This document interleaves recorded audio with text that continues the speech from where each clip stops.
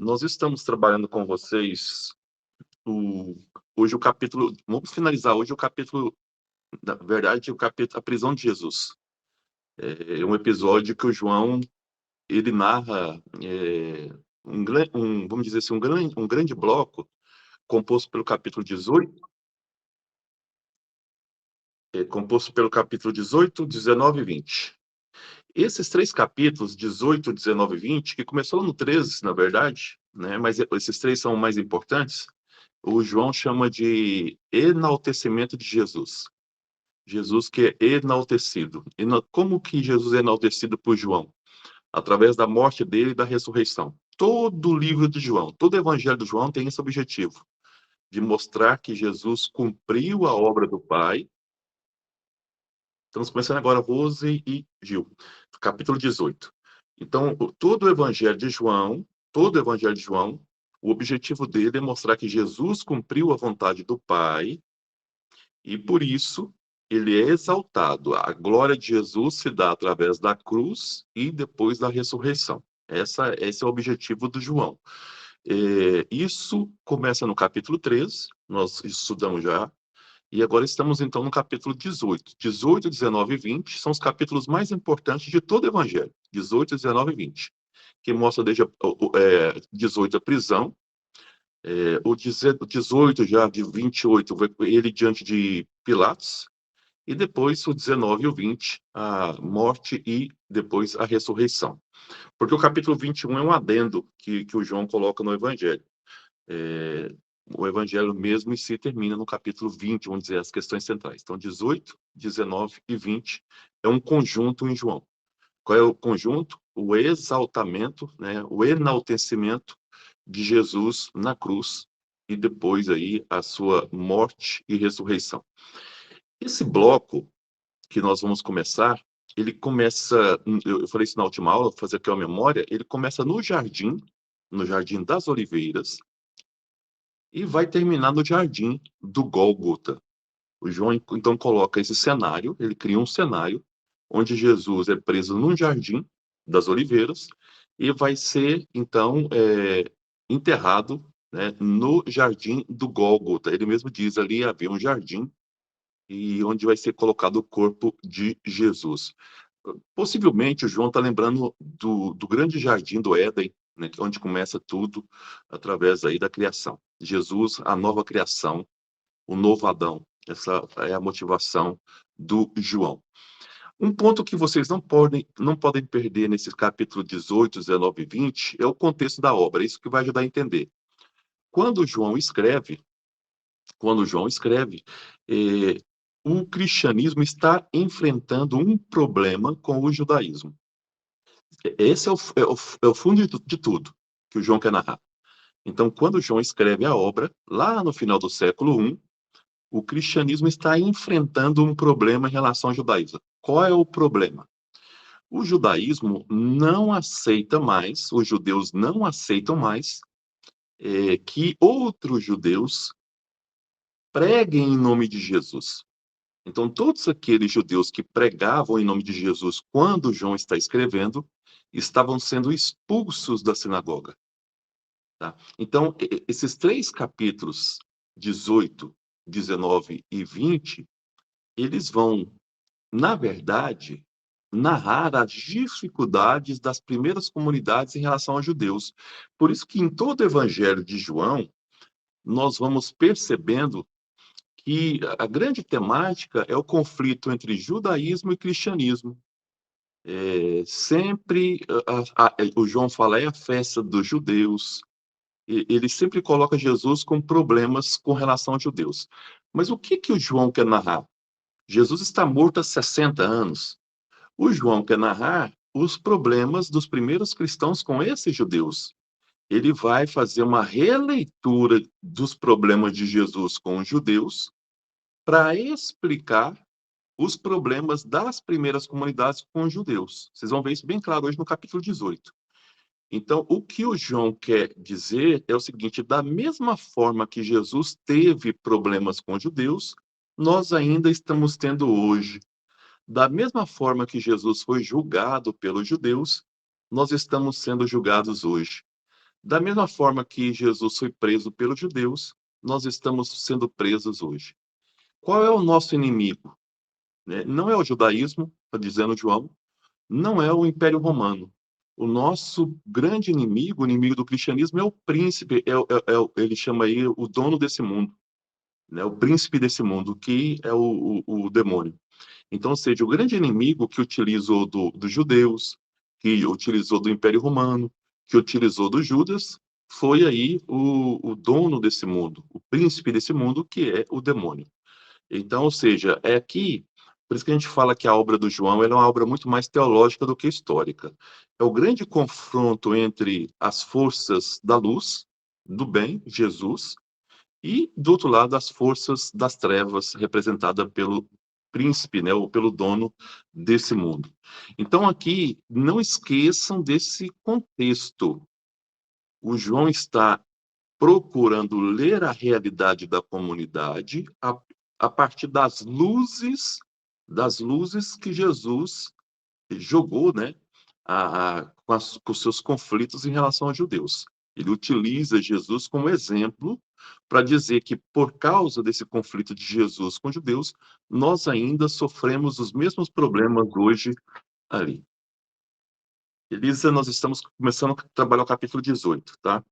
Então, esse capítulo 18, 19 e 20 tem que ser lido nesse conjunto, tá? A morte e ressurreição de Jesus é o enaltecimento de Jesus. Por isso que se o primeiro livro, aquela primeira parte que termina no capítulo 12, versículo 50, é chamado de o livro dos sinais, nós podemos dizer que esse livro agora é chamado do livro da glória. Do livro da glória de Jesus, a segunda parte. O livro da glória de Jesus. Um ponto importante nesse livro da glória de Jesus é que, diferente dos outros da primeira parte, aqui o João não trabalha com tempo. Na primeira parte, ele sempre dizia primeiro dia, o segundo dia, o terceiro dia, ele cria uma semana imaginária. Nesse segundo livro, o livro da glória, não tem essa semana imaginária. Tá? Ele não trabalha essa questão aqui do tempo. Como que então vai ser o percurso aqui para a gente entender o cenário? Nós estamos tentando entender o cenário que João criou. Isso aqui é uma memória da aula passada, tá? Que nós já falamos. Então, Jesus é preso no jardim, ele vai para o palácio dos sumos sacerdotes. Naquela época que Jesus está vivo, o sumo sacerdote era o Caifás. Mas é interessante que os soldados prendem Jesus e não leva para o governador romano, e nem para o Caifás, leva para um aposentado, que vai ser aí o Anás, tá? É para o Anás que Jesus vai ser levado. Daqui a pouco eu explico por quê. Tem um motivo aqui. Depois, então, do palácio do governador, desculpa, do sumo sacerdote, Jesus é levado para o pretório. O pretório era o palácio do Pôncio Pilatos. Tá? Lá em Roma, a gente fala assim, fica na terceira estação, na segunda estação. Então, esse pretório. Depois do pretório, Jesus vai ser levado para o Gólgota.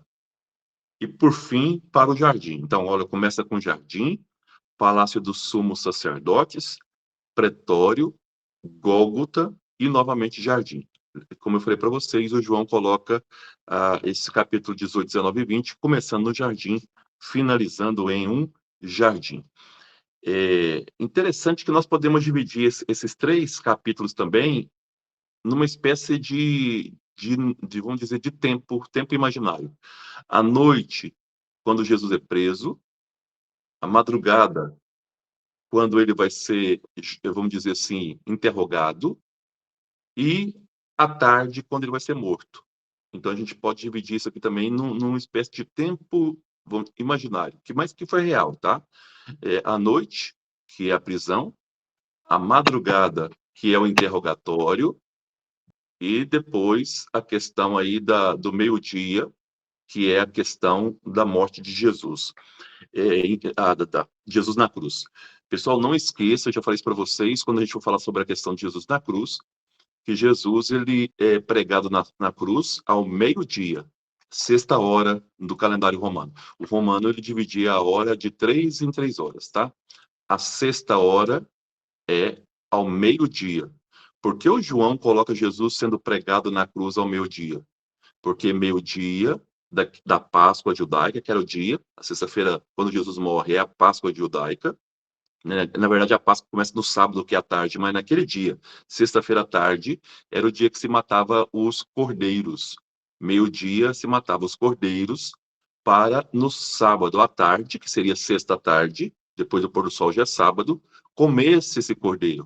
O João está dizendo então que Jesus é o cordeiro de Deus, aquele que dá vida por todos nós. Então, colocar Jesus morrendo não, sendo crucificado ao meio-dia, significa então que ele é o Cordeiro de Deus, porque era o horário que os cordeiros eram sacrificados. Quando eu pego esses três eventos, noite, madrugada e dia, em cada um desses, o João coloca 7 cenas. Para cada um deles, o João coloca 7 cenas. Hoje eu vou falar sobre a noite. E é um dado interessante no João, vocês podem observar que o termo noite no João, ele é uma metáfora, ele é um símbolo. Noite significa trevas para o João. Jesus é preso à noite, trevas. As forças do mal, as trevas prendem Jesus. Essa é a leitura teológica. Quando Nicodemos, lá atrás, bem no início do Evangelho de João, vai encontrar Jesus, que hora que o Nicodemos vai? À noite. Porque Nicodemos, o que é o Nicodemos? Nicodemos era do partido dos fariseus. Ele era uma pessoa importante. O João está dizendo que os judeus, eles representam, eles são símbolos da treva, Nicodemos. Jesus é preso, que hora? Noite, pelas forças das trevas, do príncipe desse mundo, do dono desse mundo. Então, é uma forma do João dizer que as trevas acham que podem controlar Jesus. Acham, não podem, tá? Que hora que Jesus ressuscita? De manhã, luz. Tá? São leituras teológicas que o João vai colocando para nós, tá? Luz. Então vamos aqui falar dessa noite. Essa noite ela é dividida em 7 cenas. Tá? Primeira cena, Jesus e os discípulos no horto.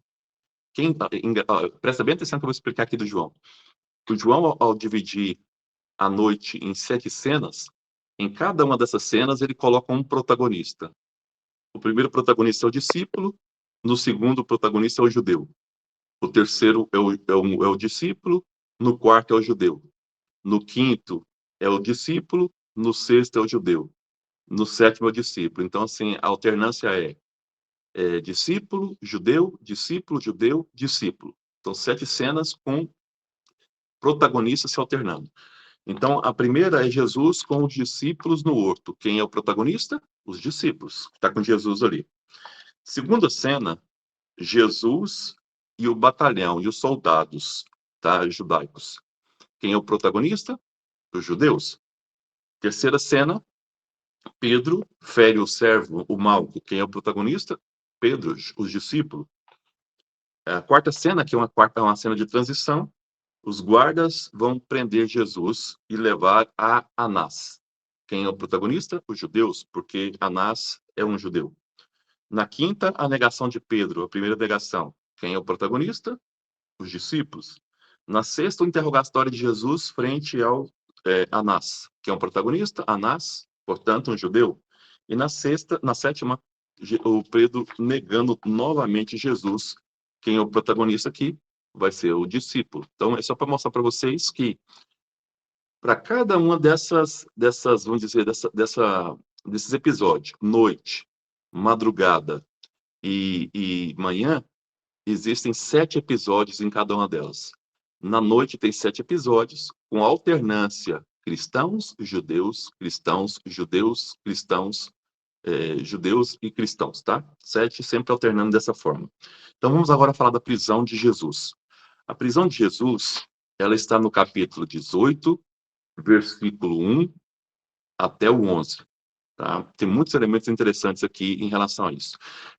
Primeiro, quem prende Jesus, né, 2 grupos que vai prender Jesus. Uma corte romana, soldados romanos, corte é muitos soldados. Aqui o João exagerou no número de soldados. Tá? A Degenani está dizendo que caiu para ela. Para vocês caiu ou tá todo mundo tá ok? Pessoal, entra aí e me dá uma resposta. Aqui tá ok. Então, entra no grupo lá e Aqui diz para a também, tá Dejanane. ok. Entra no grupo lá e tenta falar para a Dejanane tentar entrar de novo, porque para você está ok. Então, é com ela. Entrou. Ela entrou de novo. Tá. Então, aqui, voltando aqui para a Dejanane acompanhar, nós estamos no capítulo 18, versículo 1, que é a prisão, analisando essa prisão. Quando vão prender Jesus, estão indo prender Jesus dois grupos, tá? Na verdade, a gente pode colocar dois grupos no sentido assim, soldados e os fariseus. Na verdade, esse cenário que o João está pintando, ele está criando um cenário. De novo, o João está escrevendo teologicamente. Quando o João está dizendo que está indo soldados e os fariseus prenderem Jesus, ele está criando um cenário da época dele. Porque na época dele, os inimigos dos cristãos eram os soldados romanos e os fariseus. Porque na época que Jesus está vivo, os fariseus não eram tão inimigos de Jesus. Quem era inimigo de Jesus era os saduceus. Então, a lógica seria que se fosse prender Jesus os saduceus, não os fariseus, na época de Jesus. Só que o João fala que quem está indo prender Jesus são os fariseus também. O João está dizendo, então, que na época de Jesus, os inimigos eram os saduceus, mas na nossa época, os inimigos são os fariseus. Então ele coloca a corte romana com o batalhão do templo, isso está ok no cenário, mas ele modifica estrategicamente o grupo de judeus. Em vez de ter colocado os saduceus, que eram os inimigos de Jesus, claramente, ele coloca os fariseus. Ele faz essa inversão, porque na época dele, no contexto dele, o problema está com os fariseus. Vocês lembram que quando João escreve, é 20 anos depois da queda do templo. Já não existia mais saduceus. Os saduceus desapareceram. Só ficaram os fariseus.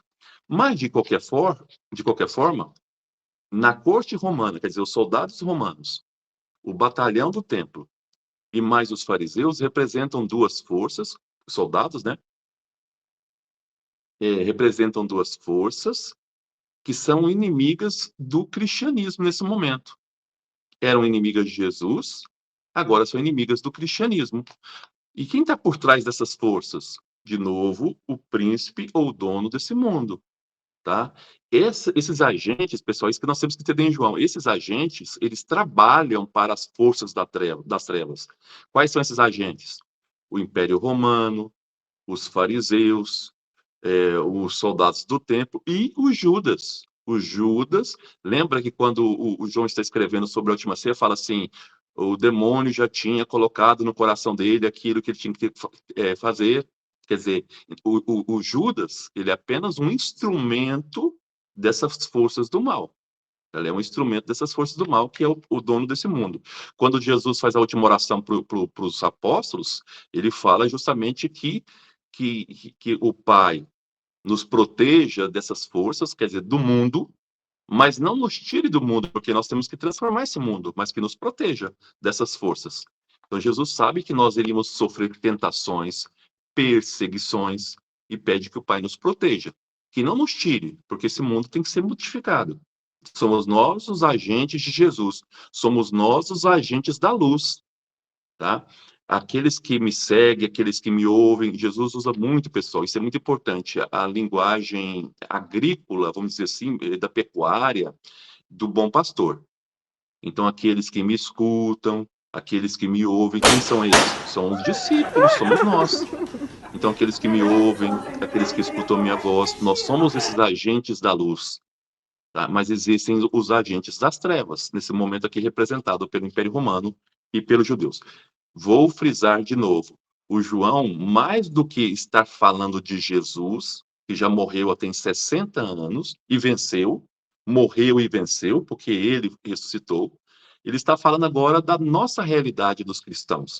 Nós também estamos sendo perseguidos pelo Império Romano, pelos judeus e, entre esses judeus, agora, os fariseus. É essa narrativa que ele está falando, das nossas dificuldades agora. Vocês vão ver isso daqui a pouquinho, vai ficar muito claro, tá? Então, aqui o João está falando que existe, embora exista... uma coisa que eu falei que é interessante. Os soldados prendem Jesus e vai levar Jesus não para o Pôncio Pilatos, que deveria ser a lógica, e nem para o Caifás, que era o sumo sacerdote. Deixa eu explicar uma coisa para vocês. Na época de Jesus, os sumos sacerdotes, eles era um cargo de confiança do Império Romano. Era o Império Romano que elegia o sumo sacerdote. Era um sorteio que se fazia entre os principais religiosos da época. Naquele ano, o religioso, vamos dizer assim, o sacerdote eleito para sumo sacerdote foi o Caifás. O sogro dele, o Anás, tinha sido afastado pelo Império Romano. Esse Anás, esse aposentado, ele governou do ano 6 ao ano 15. Ele governou do ano 6 ao ano 15 da época de Jesus. Aí entrou Caifás. Então, quando Jesus está vivo, o sumo sacerdote da época era o Caifás. Agora eu vou explicar por que o João coloca Jesus sendo levado para o Anás, um aposentado, e não para o Caifás. O João está dizendo assim, ó, que o judaísmo está aposentado, já não tem mais sentido. Tá? Jesus é levado para o aposentado judaísmo. Nós estamos sendo perseguidos pelo aposentado judaísmo. Esse judaísmo vai cair, está dizendo João. É uma linguagem teológica que o João está usando. Levar Jesus ao Anás significa que o judaísmo já não conta mais, já não é mais importante, já está velho, caduco, aposentado. Ele é representado então aí pela figura do Anás, tá? Só para que vocês entendam as entrelinhas desse evangelho, que é muito interessante. Então, existe uma confusão entre os poderes, mas, como eu falei para vocês, o mais importante é que quem está por trás desses poderes das trevas é o príncipe desse mundo, é o dono desse mundo, que é o diabo, para aqui para o João, tá? Então, de novo, não esqueça, o evangelho do João ele é mais teológico do que os sinóticos, do que os outros três. Se você, depois, em casa, tiver essa paciência de comparar o João com os outros três, você vai perceber uma diferença muito clara. Os soldados que vão prender Jesus, nos outros três, tratam Jesus como se fosse um bandido, tá? Eles vão com pau e porrete. Vocês lembram disso lá, né? Porrete, essas coisas, prender Jesus. Por que eles vão atrás de um bandido? Porque para eles Jesus é um zelota.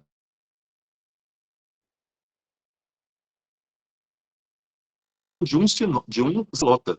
Jesus é um zelota e os seguidores de Jesus também o são, na visão dos sinóticos. Então, quando o Império Romano e os soldados vão buscar Jesus, nos primeiros três evangelhos, eles tratam Jesus, então, como um bandido que morre na cruz. Eles vão com pau, pedra, buscar Jesus. João não. João não coloca pedra nem pau na mão deles. E é Jesus que vai ao encontro deles. Jesus pergunta, quem que vocês estão procurando? Por que o João coloca Jesus indo ao encontro deles? Para dizer para nós que a morte de Jesus era prevista pelo Pai.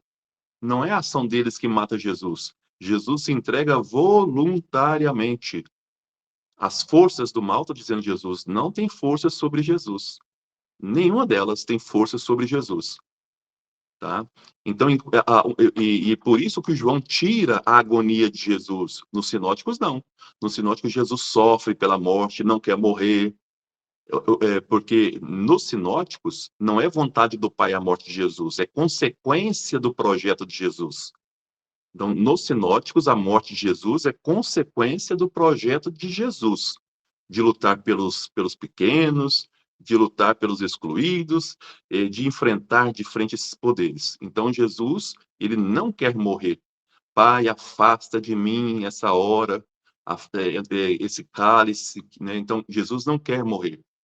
No Evangelho de João, não. Ele antecipa quem vocês estão procurando. Ele não aceita que as forças das trevas tenham domínio sobre ele. De novo, a leitura teológica do João. Gravem isso. Para João, as forças das trevas não têm poder sobre Jesus. Eu lembro aqui de um professor que dizia uma frase que eu nunca esqueci. Eu não lembro uma palavra do que ele deu na aula durante o semestre, mas nunca esqueci a frase dele.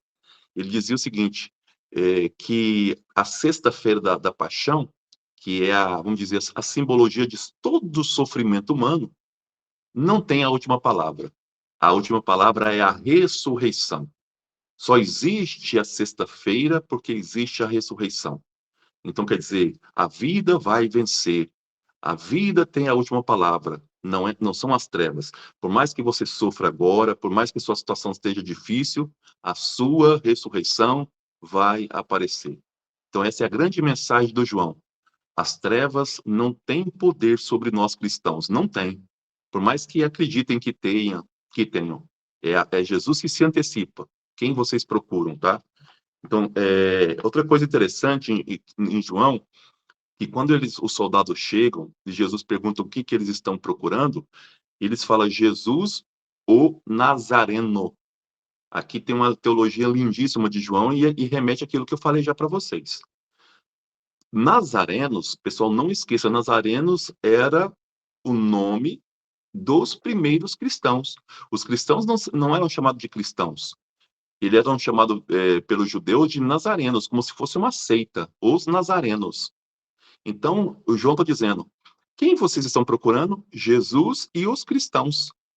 Olha o que o João faz de forma magnífica. Ele diz que Jesus foi perseguido no passado e nós somos perseguidos agora. Quem que vocês estão procurando? O Império Romano? Quem que vocês estão procurando para matar os judeus? No passado foi Jesus, agora somos nós. Jesus, o Nazareno. Jesus, o cristão. É um termo, vamos dizer assim, anacrônico. Ele usa um anacronismo para dizer que, da mesma forma que perseguiram o nosso mestre, estão nos perseguindo agora. Nesse termo, Jesus, o Nazareno, o João está narrando não a morte de Jesus, é isso que eu quero chamar a atenção de vocês. Ele está narrando a morte da comunidade, a prisão da comunidade. Ele está fazendo uma denúncia.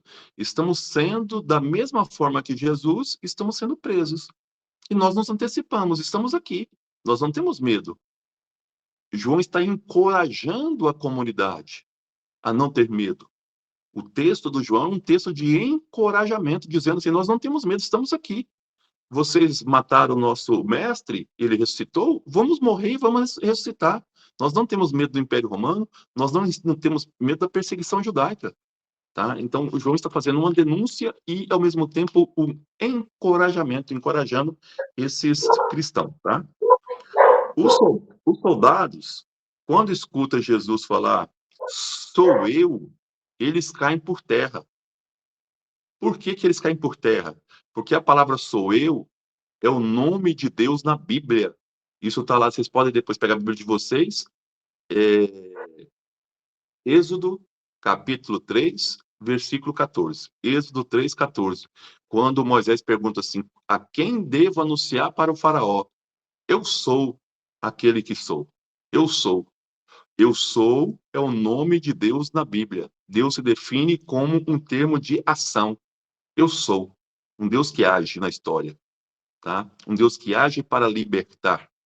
Eu sou. Então, quando Jesus se manifesta, eu sou, os soldados caem diante dessa realeza de Cristo. Olha que cena mais interessante teológica que o João está narrando. Nas trevas, noite, as trevas que vão buscar Jesus, ele se antecipa e manifesta a sua realeza, o seu ser divino. Então, ou seja, nas trevas surge a luz. Nas trevas aparece a divindade, dizendo: eu sou, estou aqui, eu sou. Tá? É muito bonito. Quer dizer, imagina vocês lá no século I sendo perseguidos, e aí chega alguém e fala assim: ó, é noite, é difícil, mas Cristo está com a gente. Eu sou. Tá? Deus nunca nos abandona, Ele está com a gente, Ele está aqui agora. Essa noite vai virar em dia. Domênica, domingo, tá? Domingo, vocês sabem que para o Império Romano, domingo era o dia do sol, o sol invicto, né? Por isso que o cristianismo vai transformar o dia do sol invicto, quem faz isso é o Constantino, imperador. Ele vai transformar o dia do sol, que era uma divindade, o sol invicto, no nosso domingo, o dia do Senhor, Dominus, o sol, o nosso sol do Oriente. É, quer dizer, vamos dizer, um episódio que começa com as trevas vai terminar com a ressurreição, com a luz. Mas nas trevas, Ali na prisão, Jesus já se manifesta a sua realeza. Eu sou. E os soldados caem como se estivessem adorando esse Deus, né? Como se estivessem reconhecendo a divindade de Jesus. É um texto teológico, né? Jesus é o grande rei do universo. Jesus é a grande luz do mundo. Eu sou. Outra coisa importante é que o E Pedro... é também uma mensagem profética, né, Guto? Porque ele está falando também quando os romanos se ajoelham, né? A gente sabe que o Império Romano futuramente ia se converter ao cristianismo, né? Sim, mas nesse momento João ainda não sabe, né? Porque ele está aí, vamos dizer, 3 séculos antes desse acontecimento. Mas sim, a gente pode olhar como profecia. E o Pedro, querendo dizer que ele era da luz, atitude do Pedro, sempre o Pedro. Eu queria que você prestasse bem atenção numa coisa que ninguém raramente presta atenção. Todas as vezes que os evangelhos, os 4, chamarem Pedro pelo nome, está dizendo assim, ele está fazendo besteira. Toda vez que os evangelhos chamarem de Simão, ele está fazendo coisa boa. Quando chamar ele de Simão Pedro, ele está fazendo as duas coisas. Ele começa bem e termina mal. Pode anotar, é uma questão. O evangelho, quando os 4, quando chama ele pelo nome Simão, está dizendo, ó, ele tá indo bem, né? Mas quando chama ele de Simão Pedro, quer dizer, ele começou bem, tu és o Cristo. Quando Jesus pergunta, quem o povo diz que eu sou? Tu és o Cristo, ó, foi bem. E depois ele fala assim, eu não vou deixar o senhor morrer.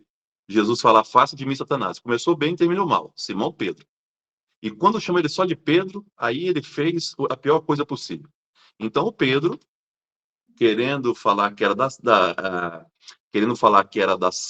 luz, ele arranca a espada e corta o lóbulo. Aqui fala do grego, é o único evangelho que fala lóbulo, da orelha do auxiliar do sumo sacerdote, chamado Malco. A palavra Malco significa rei e mandante. Olha só a contradição. Jesus é o rei, eu sou, e aí o Pedro vai e fere o lóbulo da orelha do Malco. Por que lóbulo?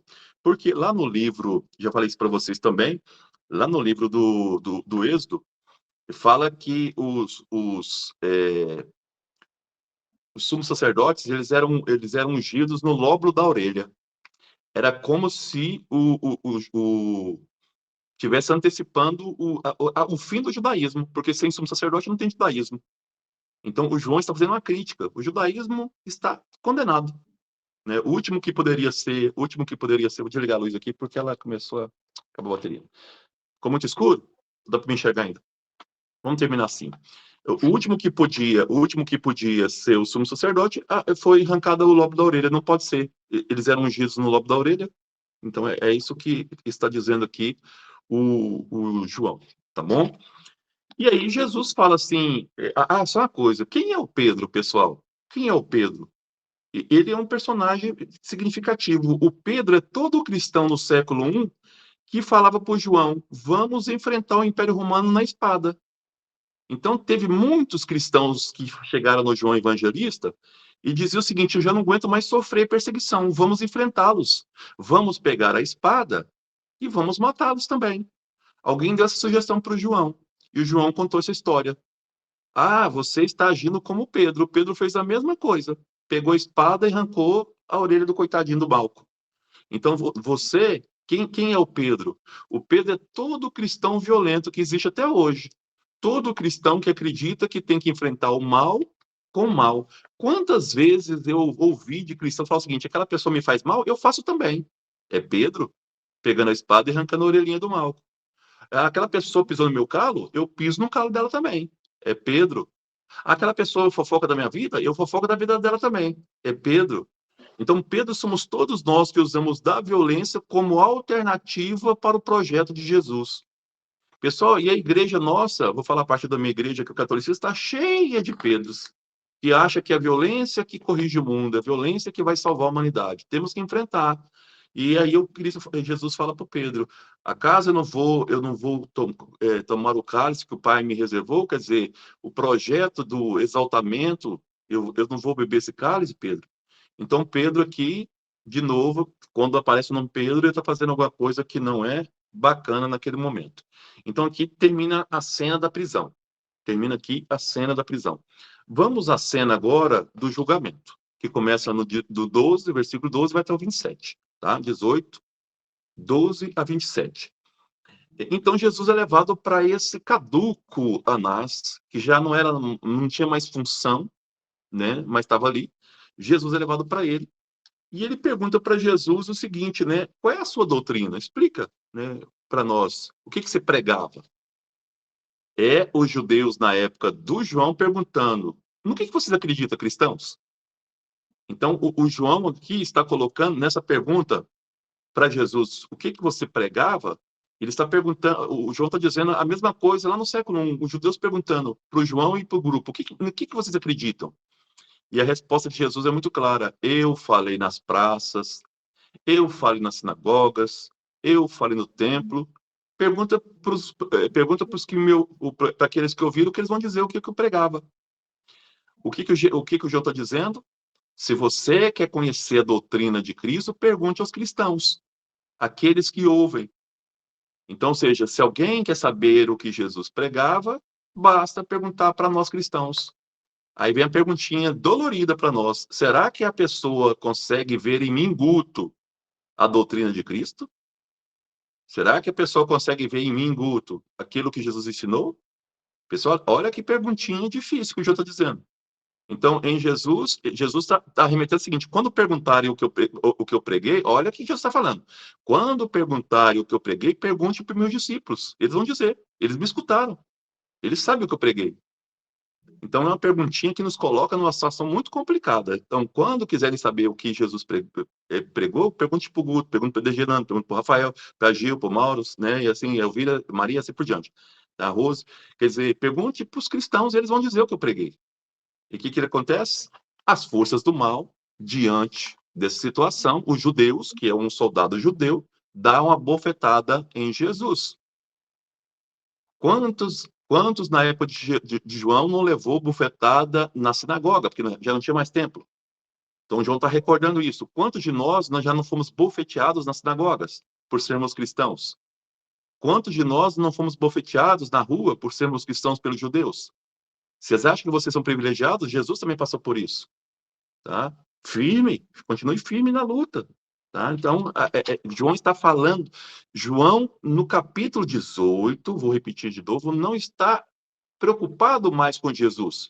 Jesus já fez o que tinha que ser feito. Ele está falando da comunidade dele, e eu hoje posso usar o mesmo evangelho para falar da minha comunidade, se ela é perseguida. Minha comunidade é perseguida? Tá? Eu poderia usar isso aqui na catequese, esse episódio hoje, e falar: vocês, Jesus mandou dizer que querem saber quem eu sou, pergunte para os meus discípulos. Então, eu posso usar isso na minha catequese hoje, usar esse texto. Será que nós somos bons seguidores? Nós somos os discípulos da luz? Ou somos os discípulos das trevas? É isso que o João está perguntando. O Pedro, quando cortou a orelha do mal, ele foi discípulo da luz ou das trevas? Das trevas. Mas ele vai se arrepender depois. Isso está no capítulo 21, por isso que esse capítulo 21 foi criado, tá, gente? Já vou te adiantar aqui. Capítulo 21 foi escrito para redimir o Pedro. O Pedro, durante 20 capítulos, fez besteiras. No capítulo 21, o João reintegra o Pedro no grupo. Como é que o João reintegra? Da mesma forma que ele negou Cristo 3 vezes, trevas, não conheço, não conheço, não conheço. Ele vai dizer depois 3 vezes: Pedro, tu me amas? Sim, Senhor, eu te amo. Sim, Senhor, eu te amo. Sim, Senhor, eu te amo. A palavra amar no Evangelho de João significa ser discípulo. Isso está lá no Evangelho, capítulo 10 de João. Nisso reconhecerão que sois meus discípulos, se vos amardes uns aos outros. É no amor que nós somos discípulos de Cristo. Então, Jesus não pergunta para Pedro: Pedro, você acredita em mim? Ele não perguntou assim. E o Pedro falou: sim, eu acredito. Ele perguntou: você me ama? Você é meu discípulo? Pedro falou: sim, eu sou. Pedro, você é meu discípulo? Sim, eu sou. Pedro, você é meu discípulo? Sim, eu sou. Aí Jesus passa para o Pedro a mesma missão de Jesus. Então, apacente as minhas ovelhas. Porque essa é a missão de todo cristão, é apacentar as ovelhas. Por isso que quando Jesus é preso, ele vai dizer assim: deixe os meus ir embora, me levem, porque a função do pastor é proteger as ovelhas. Não deixar que o lobo pegue as ovelhas. A função da liderança é morrer no nosso lugar.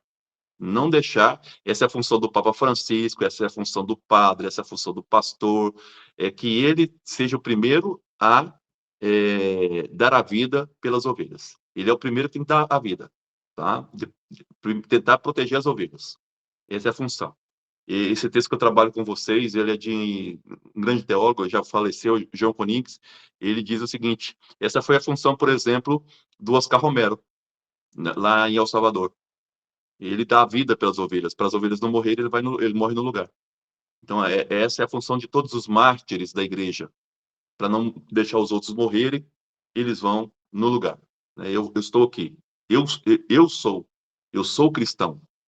Tá bom? É muito bonita essa teologia do João. Eu gosto bastante dela. Então, ali, Jesus leva a bufetada e fala a frase que eu acho mais bela, uma das mais belas. Se eu fiz alguma coisa errada, mostre-me onde eu fiz a coisa errada.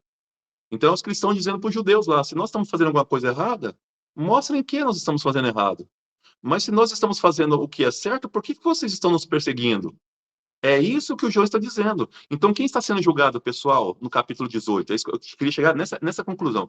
Quem está sendo julgado no capítulo 18 não é Jesus, é a comunidade.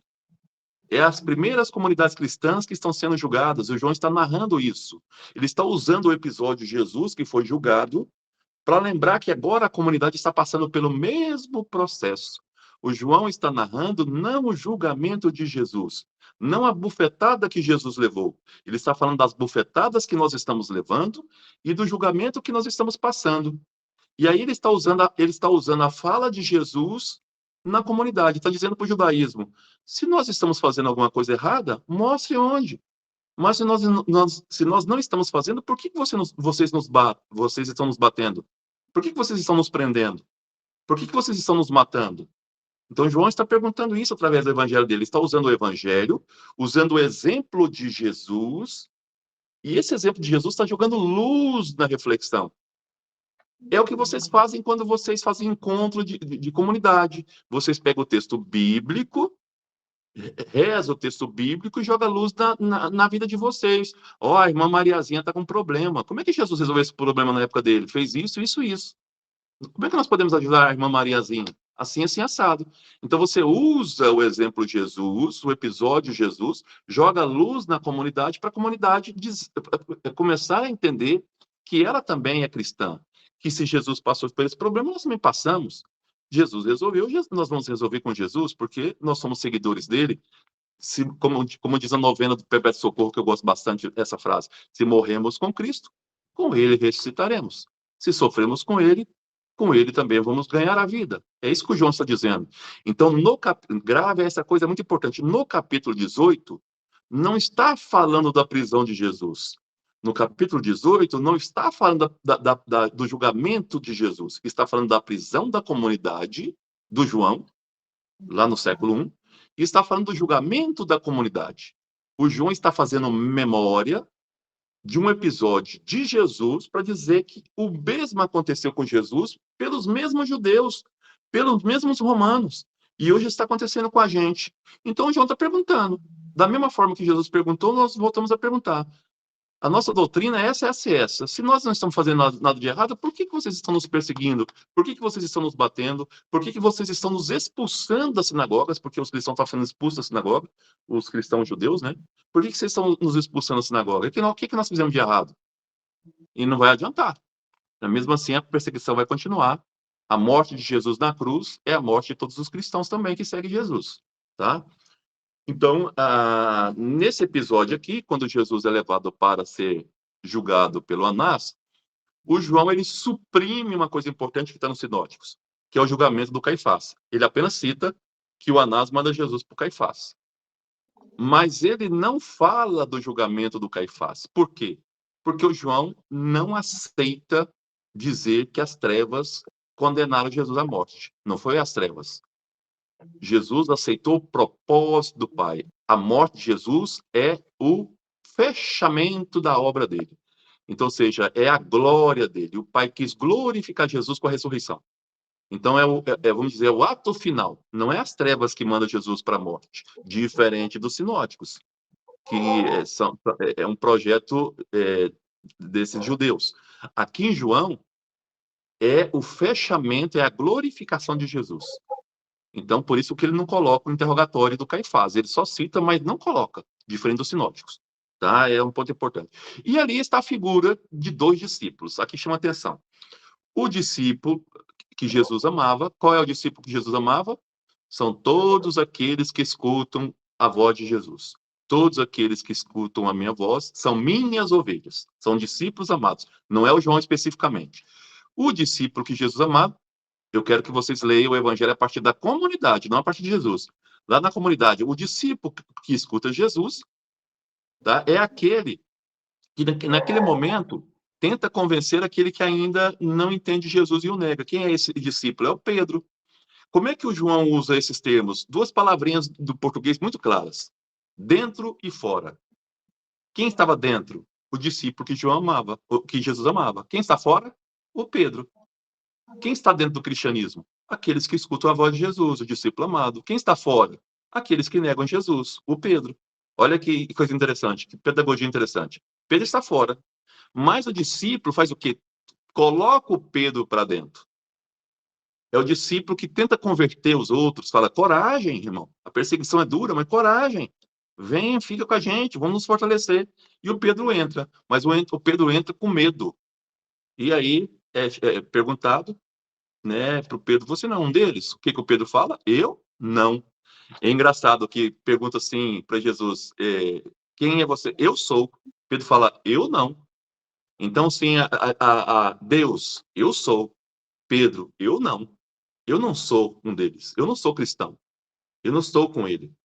Por 3 vezes. E aí o galo canta, né, naquilo que nós já falamos da questão do galo. Então, nesse momento, o Pedro, então, ele nega ser cristão, como muitos de nós negamos no nosso dia a dia ser cristãos, ser seguidores de Jesus Cristo. Muitas vezes, não só na questão de dizer, hoje é fácil falar, você é cristão, eu sou, mas não é só nisso. No dia a dia, negar Cristo não é só com a boca é o mais fácil. Dizer cristão é o mais fácil, andar com correntinha no pescoço, com a cruz é fácil hoje. Negar Cristo é negar com as nossas ações. Quantos de nós, dia a dia, negamos Cristo com as nossas ações? Como eu falei para vocês, na violência, no falar mal do outro, em não ser solidário com o outro, tá? Isso é o negar Cristo. Nós estamos negando ele no dia a dia. Estamos dizendo para Cristo: eu não sou cristão, tá? Não sou cristão. Só sou cristão quando me convém. Então, Pedro, ele é um pouco de cada um de nós, né? Ou, na verdade, é o contrário, né? Nós somos muito de Pedro. É o discípulo talvez que mais nos represente, é Pedro. Mas é nele a maior força da conversão, porque é ele que vai se tornar o baluarte do cristianismo depois, né? Quer dizer, em Pedro traz duas coisas muito interessantes: a negação e depois o protagonismo do cristianismo. Isso é muito bacana, essa questão. Então eu termino por aqui. Então, hoje a gente finalizou a prisão e o interrogatório. Na aula que vem, nós vamos ver Jesus com o Pôncio Pilatos, o outro poder, o outro lado do poder, os romanos, tá? E a morte de Jesus. Isso vai, então, na aula que vem, nós vamos ver o capítulo finalzinho do 18 e todo o capítulo 19, que é a morte de Jesus. E aí no 20, a ressurreição. Alguém tem dúvida? Pode perguntar, tá bom? Ô, Mauro, Oi, Mauro. eu só queria que você falasse novamente, porque eu acho que alguns colegas aí não participaram do curso que você falou da questão do galo. Só para você explicar rapidamente. O galo, o primeiro que cita a questão do galo é o evangelista Marcos, Galinho, né? Só uma coisa que a gente fala, as pessoas começam a pesquisar os biblistas e começam a ver alguns textos. Existe, além da Bíblia, que é o livro que nós seguimos, os judeus também têm livros particulares de moral, de interpretação bíblica. Midrash é uma dessas, Midrash, tá? De interpretação. É como se fosse livro de exegese, as Midrashs que eles tinham. Nas Midrashs fala que em Jerusalém era proibido animais. Animais não entravam em Jerusalém. Por que não entravam em Jerusalém? Porque eram impuros e a cidade é santa. Jerusalém é santa. Então não podia ter porco, não podia ter galinha em Jerusalém. Então, se não pode ter galinha em Jerusalém, o que esse galo está fazendo ali? Essa foi a dúvida das pessoas que estavam pesquisando. E aí, foram na etimologia da palavra e percebeu que a palavra galo, né, ela vem de uma espécie de corneta romana. É porque nós estamos na noite romana, é festa da Páscoa, e de 3 em 3 horas eles sonavam essa corneta. O galo cantava, né? A corneta sonava, né? Então, o que o evangelista Marcos está dizendo é que na madrugada, entre meia-noite e 6 da manhã, ela sonou 3 vezes, né? E isso correspondendo aí às tentações, às traições do Pedro. Já o João fala que o galo canta apenas uma vez. Ele só lembra desse episódio, porque uma coisa que eu queria falar que esqueci de falar para vocês. O João, ele lê os sinóticos, ele tem todos os 3 sinóticos na mão dele, ele lê e interpreta do modo dele e acrescenta algumas coisas dele, da comunidade dele. Como essa que eu falei para vocês, julgamento da comunidade, essas coisas. Mas ele usa muito o evangelho que ele mais segue, o João, é Marcos e Mateus, para narrar a morte de Jesus. Marcos e Mateus. E é o Marcos que fala desse galo. Ele lembra desse episódio. Ele lembra que o Marcos tinha falado dessa situação. O Marcos escreve lá pelos anos 70 e ele escreve 20 anos depois. Então ele lembra desse fato, desse galo. Né? Mas para ele isso não é importante, porque o importante ali é o julgamento da comunidade. Para o Marcos é importante o Império Romano, porque o Marco é romano. Isso que é importante. O evangelista Marcos é romano. Ele sabe desses detalhes. Ele sabe desses detalhes. Ele sabe dessas horas que os romanos dividiam o dia, certinho. Ele sabe dessa situação, por ser romano. O João, a preocupação dele não é nem com isso. A preocupação do João é dizer que, da mesma forma que Jesus foi julgado, Jesus foi morto, nós estamos passando pelo mesmo processo. E nós queremos saber por que vocês estão nos perseguindo. O que nós estamos fazendo de errado? Tá? Essa doutrina. E João está dando fortalecer a comunidade, dizendo que existem 2 tipos de cristãos. O que nega, né, e o de dentro, o discípulo amado. Então aqui agora fica claro para vocês entenderem. Para o João existem 2 tipos podemos ter essa conclusão. Para o João existem 2 tipos de cristãos, os de fora e os de dentro. Ele quer saber da comunidade. Vocês estão fora ou vocês estão dentro? Estão com Cristo ou estão negando Cristo? Essa é a pergunta que o João fez naquela época no século I, e a gente pode usar esse mesmo evangelho do João para hoje. Nós estamos com Cristo, estamos com Cristo, somos discípulos amados. Ou estamos negando Cristo, somos Pedro nesse momento. Nesse momento, Pedro é uma figura negativa na comunidade. Mas, vou frisar de novo, lá no capítulo 21, o João, porque quando o João escreveu, ele já sabe da morte do Pedro, já sabe que o Pedro morreu em nome de Cristo, ele já sabe disso, e Pedro morreu em nome de Cristo, então ele precisa reabilitar o Pedro. Porque o evangelho todo, ele coloca o Pedro fazendo lambança. O evangelho todo. Mas ele sabe, quando ele escreveu, que o Pedro já era mártir, que o Pedro tinha morrido em nome da fé. Então ele precisa reabilitar o Pedro. E aí o capítulo 21 foi escrito para isso. Para reabilitar o Pedro. Para dizer que o Pedro se tornou discípulo amado também. Tá? Quando ele fala, Pedro, tu me amas, tu és discípulo, eu sou, tá? Da mesma forma que eu falei, não, eu estou dizendo sou, e ele diz sou agora, o João sabe, com a vida dele. O Pedro deu a vida por Cristo. O João, quando escreve, sabe disso. Então, o Pedro não é um discípulo de palavra, ele é o discípulo amado. Ele deu a vida pelo Evangelho, ele deu a vida por Cristo. Por isso que ele reabilita isso no capítulo 21. Tá? Ele cria esse capítulo para reabilitar o Pedro. Você imagina só se o capítulo 21 não existisse. O Pedro teria quase que o mesmo grau de negatividade do Judas. Um dado que eu esqueci de falar para vocês. Quem é o discípulo que nega, que trai Cristo? Coincidentemente, é Judas. Quem é Judas?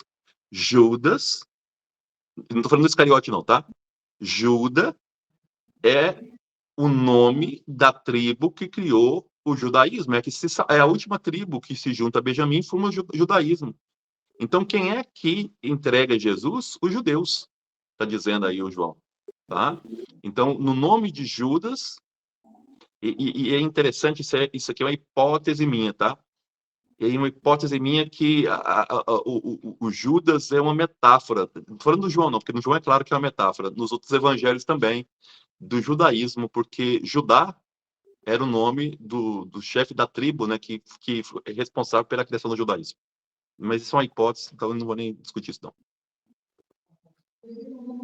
Guto, você Oi. não acha? Eu acho assim, a gente pensando nos evangelhos, o João é muito complicado, né? Não, para a gente leigo entender ele, conseguir Ele é muito fazer essa teológico. análise, fazer essa Ele é bem mais... análise por teológica. isso que ele é a águia, né? Ele é bem mais alto, mas mais profundo que os outros. Então, e isso se deve, por exemplo, já a toda a vivência da comunidade, que eles já tinham feito uma Sim, boa caminhada reflexão. longa, né? Isso. Porque nesses 50 anos da morte de Jesus, 50 e 60, quando o João escreve, 50, 60 anos da morte de Jesus, o cristianismo já tinha chegado na Ásia. O que é a Ásia, pessoal? Aqui já viajaram comigo, eu sei que a Dejanane já viajou para lá comigo, daqui eu acho que é a Dejanane. A Ásia é a atual Turquia, é a antiga Ásia Menor, onde estavam os filósofos, Mileto, Tales de Mileto, aquela região ali, quer dizer, onde João vivia era a região dos filósofos. Lógico, os filósofos já tinham sido mortos há 500 anos, mas era uma região de alta reflexão, de pessoas com uma capacidade reflexiva muito alta dentro do Império Romano. E ele Então, próprio era grego, né, Guto? Tem essa questão também, a instrução dele é grega, né, basicamente, né? Ele pode até sim, ser judeu, mas a instrução toda é grega, né? sim, ele está na Ásia. Então, sim, a escrita dele é para gente, vamos dizer assim, que tinha um preparo intelectual maior. Então, dos evangelhos é o que aprofunda mais essas reflexões. Tá? É o Evangelho de João. Ele nasce num berço, vamos dizer, no berço do intelectualismo antigo, que é a Ásia Menor. Ali onde estava Mileto, onde estavam os grandes filósofos naquela região da Ásia Menor. Mas quando você vai pegando a chave de leitura, Elvira, assim, essas chaves, esse evangelho, no meu ponto de vista, é o mais belo deles também. É aquele que você Sim, pega mais os sinais e entende mais, de forma muito mais clara. E aquilo que eu falei para vocês nos primeiros dias, leia a partir do contexto da obra. Leia a partir do contexto da obra. Eu tenho um professor aqui em Roma que ele deixa a nossa sala assim maluca, mas é muito interessante. Ele deixa o pessoal de cabelo em pé, porque ele começa dizendo que a verdade não existe. Já começa com isso, a verdade não existe. E aí, em cima disso, ele vai mostrando que tudo é construção, todo discurso é construção de alguém. Que quando eu falo, por exemplo, da Elvira, estou falando da Elvira, eu que estou escrevendo, eu tenho a palavra, a Elvira está calada, ela é muda. Então eu vou construindo a minha ideia que eu tenho da Elvira, não é a Elvira. É a ideia que eu tenho dela. Só que a ideia que eu tenho de Elvira, ela é influenciada por outras coisas que eu trago, a minha infância, o meu contexto histórico e tudo mais. Então eu crio uma outra Elvira, que não é a verdadeira. Então toda construção, todo discurso histórico, diz esse professor, é um discurso criado. Não existe verdade, não existe o fato. Você não tem que preocupar com o fato em si. E aí eu uso muito isso em João. Você não precisa preocupar muito com o fato que aconteceu com Jesus, mas como João construiu esse fato. Essa a grande questão. Como que o João constrói o evento chamado Jesus? E por que ele constrói dessa forma e não de forma diferente? E aí nós temos que entender o contexto dele. O contexto de perseguição. Por isso que nós estamos narrando isso aqui agora. A prisão da comunidade, o julgamento da comunidade. Então, mais preocupado, esse professor fala, quando você fala assim, mas isso aconteceu de fato? Esse professor quase te expulsa da sala quando você pergunta isso. Ele fala assim, não te interessa se aconteceu ou não, ninguém nunca vai saber. O interesse é como foi construído. Só tem uma forma de a gente perceber como foi construído. No texto. É lendo o texto que a gente vai perceber. A minha tese aqui é no Manuel da Nóbrega, o missionário brasileiro. O título é A Construção do Brasil nas Cartas do Manuel da Nóbrega. Como o Manuel da Nóbrega construiu o Brasil. Aquilo aconteceu de fato? Não interessa. É como o Manuel da Nóbrega construiu o Brasil. Aí eu quero saber por que ele construiu daquele jeito e não de outro jeito. Aí eu pego as influências que ele teve. Essa é a ideia. Sempre é uma construção. Todo discurso é uma construção. Tá? Quando o padre faz a homilia na missa, ele está construindo uma realidade a partir de influências que ele tem do seminário, dos evangelhos, da vida dele, ele vai da comunidade que ele está vivendo, ele vai criando isso. De tal forma que se no final da missa eu perguntar para 100 pessoas o que o padre falou, eu vou ter 100 discursos diferentes. Porque cada um vai entender aquilo a partir da sua realidade, do seu contexto, do seu momento. Tem gente que fala assim, nossa, parece que o padre falou para mim. Aí eu falo assim, falou, porque você leu a partir do seu contexto. E se você está num contexto de angústia, Você viu na homilia o padre dando solução para a angústia. Já eu que estou com problema de querer viajar, eu vi que o padre está falando para mim que naquele momento não era de viajar. Cada um vai entender a partir do contexto que vive, das influências que recebe. Entendi, Rafael, a questão que você colocou lá da profecia. Ok? Mais alguém?